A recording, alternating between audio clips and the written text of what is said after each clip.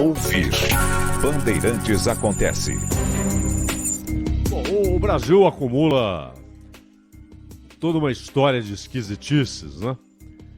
Ela está presente aí para ficarmos apenas na República.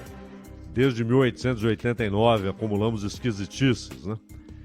Golpes, golpinhos e também ações que são absolutamente incompatíveis com a Constituição vigente. Tivemos várias, né? Inclusive a mais liberal delas, aquela de 46. Essa agora, duradoura, vem desde 88. E o processo eleitoral não foge disso. Então, há uma discussão que vale a pena. E eu até disse que, nesse ponto, para mim, o Fachin, ele tem alguns argumentos bons. É discutível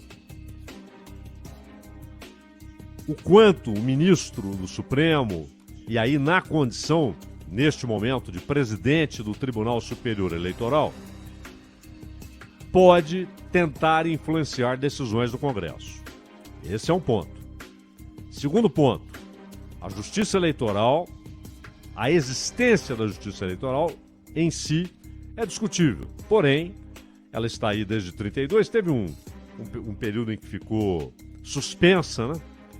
Entre 37 e 45, 46, mas ela tornou-se um dos mecanismos do processo eleitoral brasileiro. Se não houver a Justiça Eleitoral, haverá alguma outra coisa, mas ela é, de fato, passível de ser considerada dispensável. E mais, ela é cara, muito cara, começando pelo suntuoso prédio onde funciona o TSE em Brasília. Prédio caríssimo, né?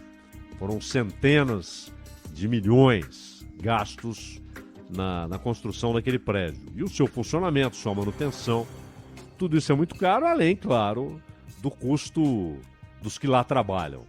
Pois bem, tudo isso é discutível. Mas também sabemos que o Congresso Nacional tem se especializado em fazer lambanças que depois são chamadas de reformas eleitorais. E está em curso uma lambança. Então é preciso considerar que não é o melhor caminho que o Fachin faça pressão, porque ele não é parlamentar. E a Justiça Eleitoral não é um órgão legislador, certo? É óbvio. É para julgar, avaliar, tomar decisões de acordo com a lei. E quem faz a lei? O Parlamento, o Congresso. Não pode haver outra fonte de legislação que não seja o Congresso. Mesmo quando é o Executivo, o Congresso é que diz sim ou não. Seja projeto, seja medida provisória. Quem diz sim ou não é o Congresso. E ainda que uma lei possa ser vetada inteira ou parcialmente, esse veto pode ser derrubado. De novo, a palavra final é do Congresso. E tem de ser. É legislativo. Judiciário não é legislativo. Agora, nesse caso, o Fachin alerta para alguns problemas que podem sair desse novo Código Eleitoral. Quando ele fala em esvaziamento nas competências da Corte, é o menor problema. Porque o que você tem pelo mundo democrático? A justiça normal julga os casos referentes à eleição. Não precisa ter uma justiça específica, eleitoral. Mas também não é um problema terrível, como alguns querem pintar, né? É o caminho que o Brasil trilhou, escolheu trilhar. Não é um problema também. É possível conviver com a justiça eleitoral, embora dizendo, olha, ela não é indispensável. Esse é um ponto. O que é dispensável é o custo dela. Ela tinha de ser muito mais barata. Os caras deviam ter o desconfiômetro de dizer, estamos num país de população pobre. A maioria dos brasileiros está na pobreza. Nós não podemos ficar aqui gastando como Nabucodonosor, construindo palácios, como o faraó do Egito. Temos de ter bom senso, né? Precisamos de um prédio, sai mais barato ao fim, depois de alguns anos, construí-lo do que alugar um conjunto de salas, então vamos construir. Bom, negócio funcional, baratinho, tá bom. Não, palácios. O país dos palácios, né? E vale para turismo. Aí o cara vai lá, olha que beleza, né? Mas sinceramente, porém, quando fala em esvaziamento nas competências da corte, esse é o menor problema. Há um ponto importante com relação ao tempo, porque o Fachin sabe que a palavra final não é dele, é do Congresso. Então ele diz, se vocês aprovarem, não vai dar tempo desse negócio funcionar este ano. Tem de ficar para a próxima eleição. 24, eleição municipal. 26, eleições gerais e tal. Esse documento foi encaminhado ao presidente do Senado, Rodrigo Pacheco, esse documento do Fachin. A proposta que está tramitando tem a relatoria do senador Alexandre Silveira, do PSD de Minas, que, aliás, no acordo Lula-Calil, Alexandre Silveira vai ter o apoio dessa união informal para ser candidato à reeleição. E o PT vai ter o candidato a vice-governador na chapa do Calil, né? Então, essa proposta consolida a legislação eleitoral no único texto. Isso aí, tudo sem grande importância, né? Tá bom, no único texto, que legal. Mas e o conteúdo? As alterações foram aprovadas em setembro de 2021 na Câmara. E nas próximas semanas devem ter aí a resposta do Senado. Aprova, não aprova, modifica o texto, volta para a Câmara. E há uma mudança na análise da prestação de contas. Então, no país onde há fundo eleitoral,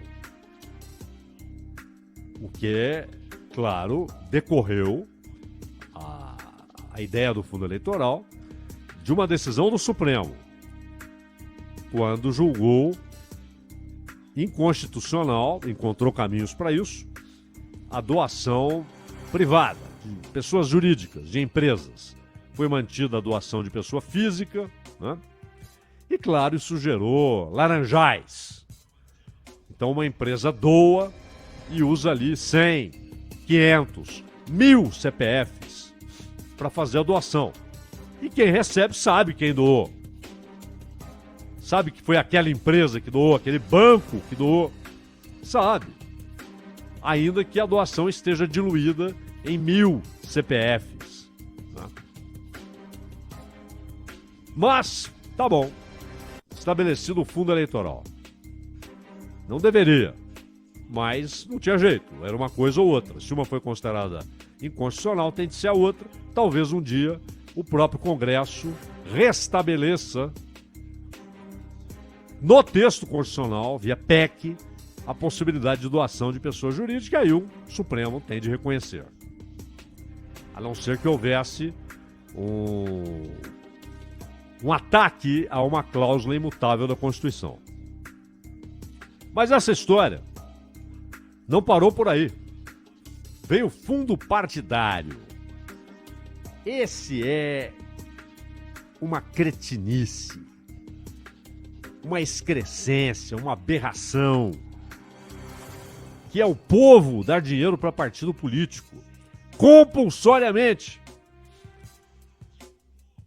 Compulsoriamente. Não é doação, não é um fundo que você participa se quiser. É compulsório, você paga o imposto. E aí vem o aviso, uma parte do dinheiro vai para os partidos políticos. Que vergonha, né? O sujeito pode detestar determinado partido político, pode detestar todos.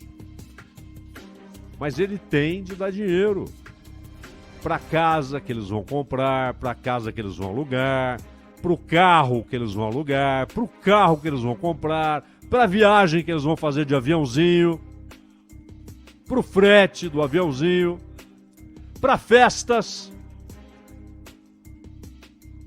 E até isso gerou uma discussão, por exemplo, em relação às prévias do PSDB, né?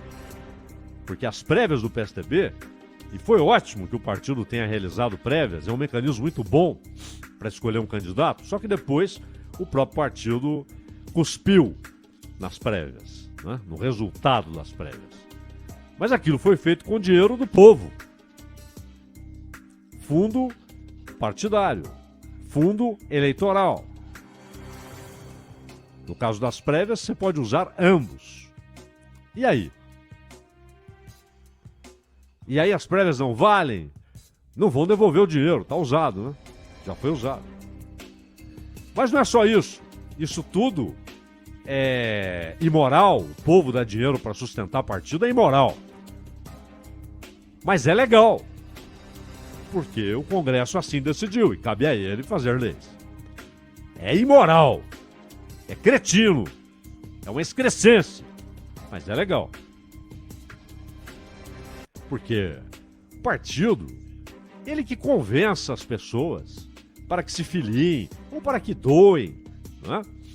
Mostrem suas ideias, suas bandeiras. E aí as pessoas podem dizer, gostei desse partido. Ele defende as mesmas ideias que eu defendo. Vou contribuir. Vou dar uma grana. Gostei desse partido. Ele representa a nossa categoria. Ou ele representa um conjunto da sociedade do qual faz parte. Ele defende os trabalhadores. Ou ele defende os produtores rurais. E aí essa afinidade pode levar a doações. Agora, compulsória? Utilização compulsória da grana do povo para sustentar partido? Partido que não tem voto, mas que eles deram jeito, inventaram o mecanismo da federação para ele sobreviver à cláusula de barreira. Havíamos avançado, né? Não pode mais coligação, não pode mais partido que não atinge determinada cota ter direito a isso ou aquilo. Então teremos aqui as cláusulas de barreira. Não pode ter horário na televisão, não pode ter isso, não pode ter aquilo. E depois retrocedemos. Porque a coligação era uma relação ali efêmera entre partidos. Durava basicamente o tempo da eleição e depois ocasionalmente para votar. A federação não. A federação obriga a uma união por pelo menos 4 anos, inclusive com o mesmo presidente. Por exemplo, o Bruno Araújo, que preside o PSDB, presidirá a Federação PSDB Cidadania. Por enquanto, PSDB Cidadania. Mas que quer apoiar uma candidata do MDB. Uma parte quer, não uma parte não quer. Então, fizeram a federação. E a federação está no texto da lei. E esse é o julgamento do Tribunal Superior Eleitoral.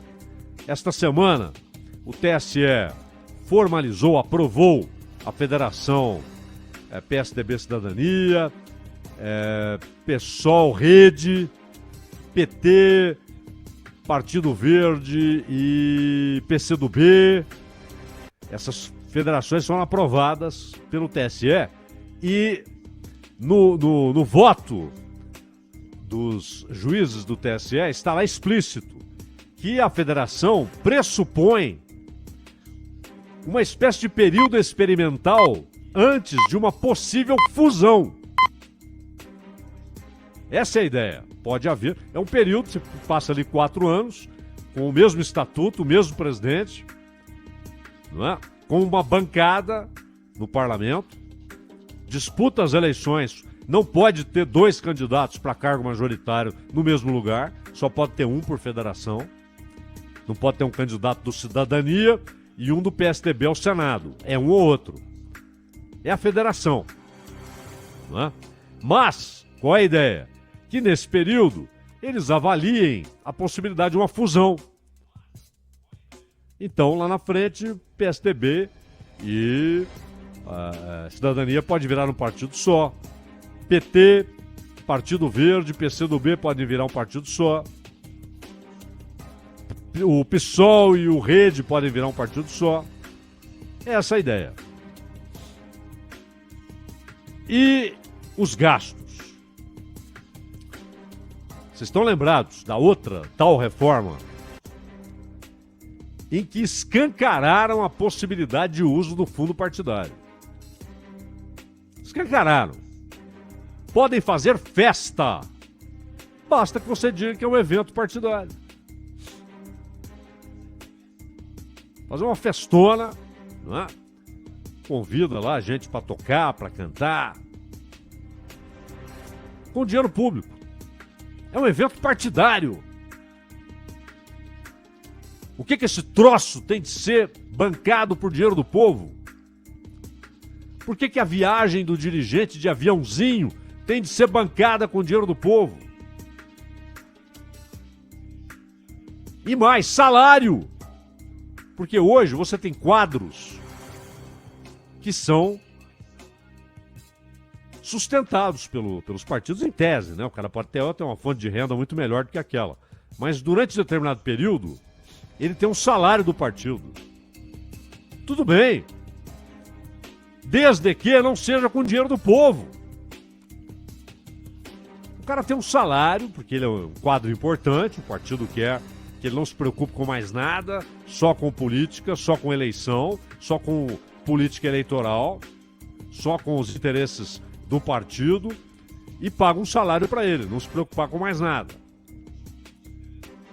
Tudo bem, mas com dinheiro do povo, com dinheiro público.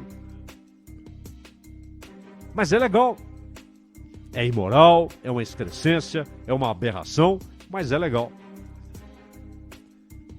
Não pararam aí. Volte à propaganda partidária. A propaganda partidária tinha sumido. Porque, sabe, ninguém quer saber disso, ninguém quer prestar atenção nisso, mas está lá. É obrigatório. Voltou. E estabeleceram, então, uma exigência. A propaganda partidária não pode transformar-se em propaganda eleitoral. Propaganda eleitoral é aquela que não deixou de existir, lógico. É até interessante que haja. Então nós temos lá um período anterior à eleição em que os candidatos se apresentam, defendem ideias, fazem campanha. Tudo bem. A volta da propaganda partidária veio acompanhada dessa exigência. A propaganda partidária não pode ser transformada em propaganda eleitoral. Já falaremos sobre isso. Por quê? O que está incomodando o Fachin? E com razão. Com toda razão. O texto cria a possibilidade de os partidos optarem por deixar de submeter documentos ao exame técnico da Justiça Eleitoral, substituindo esses procedimentos por relatórios elaborados por auditorias externas. Meu Deus!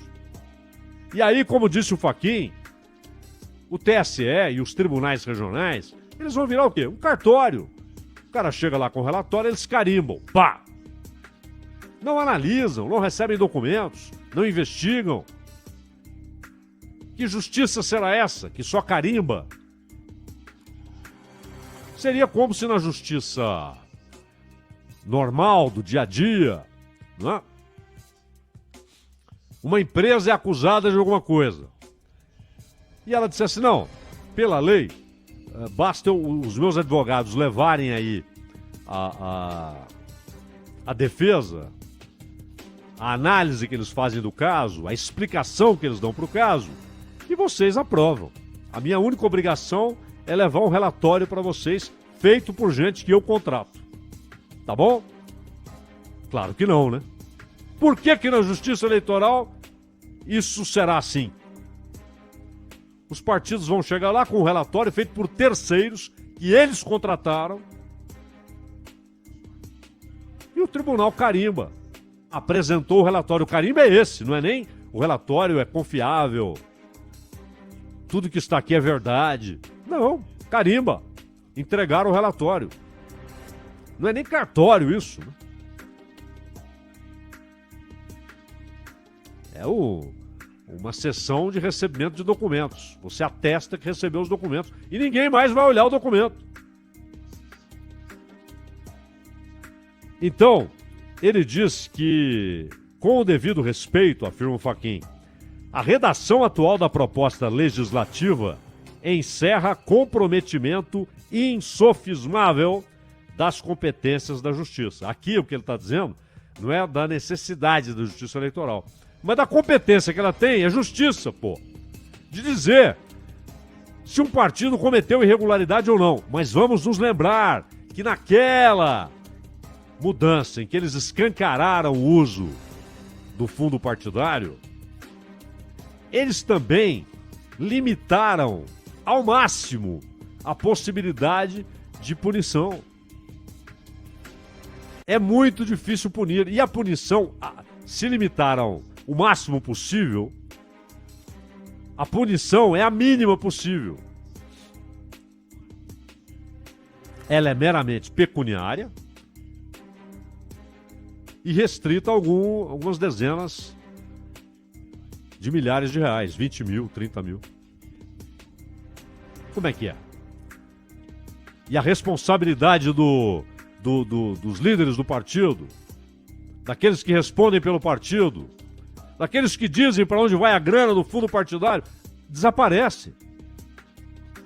Já temos de conviver com a decisão errada do Supremo de remeter para a Justiça Eleitoral crimes de corrupção, de lavagem de dinheiro, desde que haja também Caixa 2. Havendo Caixa 2, disse o Supremo, é assunto da Justiça Eleitoral, não interessa se houve outros casos, não apenas aquele do Caixa 2, outros casos mais graves de corrupção e lavagem de dinheiro, que é óbvio, onde há corrupção, o dinheiro tem de ser lavado.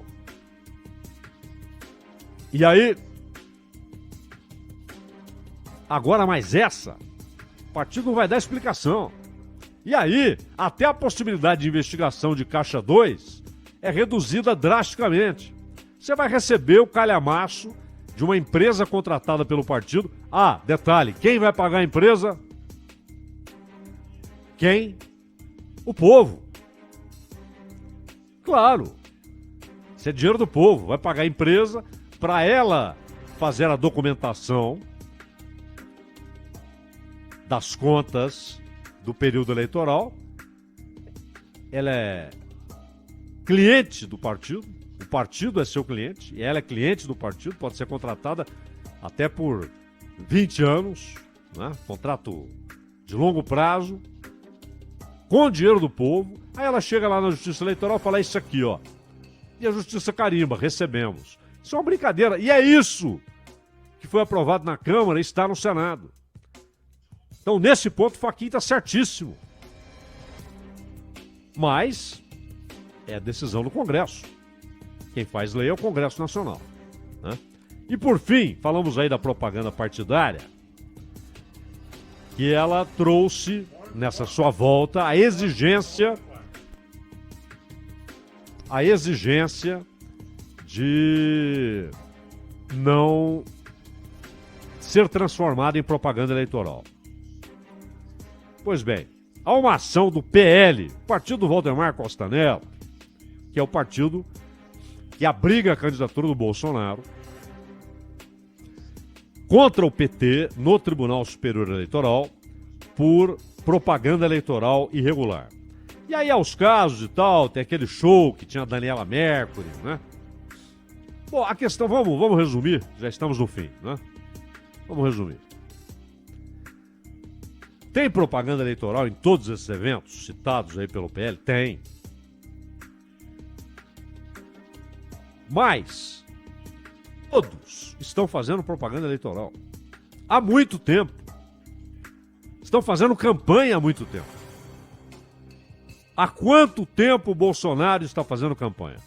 Há quanto tempo o Lula está fazendo campanha? Há quanto tempo Ciro Gomes está fazendo campanha? Até a semana passada, o Dória. O Dória estava em campanha desde a posse como governador. O Ciro Gomes desde o fim do primeiro turno da eleição presidencial que levou à vitória do Bolsonaro. O Bolsonaro desde que assumiu a presidência. E o Lula desde 2018. E querem saber, isso é normal. E isso aqui, estamos falando dos candidatos a presidente. O que tem de candidato a governador que está em campanha há muito tempo e usando a propaganda partidária. Então vamos lá. Propaganda partidária do partido A. Conosco, fulano de tal. Aí chega o fulano de tal, fala só de si, não fala do partido, faz propaganda de si mesmo, deixa claro que é candidato, mas não fala, eu sou candidato, vota em mim. Isso ele não fala. Ah, então não é propaganda eleitoral. É claro que é. Dentro da propaganda partidária. É o faz de conta. A lei é ruim nesse aspecto. Não deveria ter propaganda partidária, né? Isso não deveria existir. O partido quer fazer propaganda, vai lá, paga, com o dinheiro dele, hein? Porque não deveria haver fundo partidário. Também deveria sumir, desaparecer. Mas também no mundo ideal, deveria haver franqueza. O Brasil tem de parar de agir sempre na base do faz de conta. Faz de conta que é proibido, mas todo mundo está fazendo. E é normal que faça, por que não? Porque um sujeito não pode passar 4 anos fazendo uma pregação das suas ideias, visando a um cargo, por que não? Você pode até dizer assim, só quando ele assumir que é candidato, ele pode, por exemplo, requerer dinheiro, pode pedir dinheiro, fazer campanha para que as pessoas doem para a campanha dele. Aí sim. Porque senão vira, né, vai ter muito aproveitador. Mas o cara lançou-se candidato, ele pode fazer esse tipo de campanha, pedir doação e tal. Mas ele pode se dizer candidato quando ele quiser, ele e o partido dele. A legislação é ruim, é um faz de conta. E aí, um ataca o outro, dizendo, olha, aquele cara lá tá fazendo propaganda. É cínico, porque todos estão. O sujeito é cínico quando diz que não fez e o outro é cínico ao apontar o dedo, que ele também faz. A legislação é um faz de conta e a realidade a atropela. Ronald. Este Bandeirantes Acontece tem no tema de abertura o editorial um podcast, é o Entendendo a Notícia, que já estará disponibilizado para você nos principais agregadores e também no site da Rádio Bandeirantes. Obrigado a você que está conectado conosco. Nós transmitimos em áudio e vídeo para mais de 1,5 milhão de inscritos pelo YouTube e pelo Facebook. Rede Bandeirantes de Rádio. Bandeirantes Acontece.